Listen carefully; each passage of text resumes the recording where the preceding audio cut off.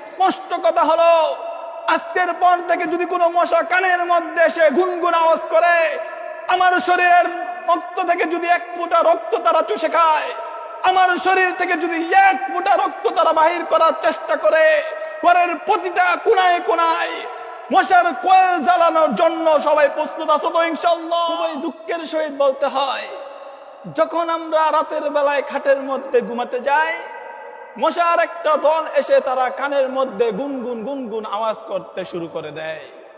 এই মশার গুনগুন জ্বালায় অনেক মানুষ আছে তারা ঘুমাতে পারে না।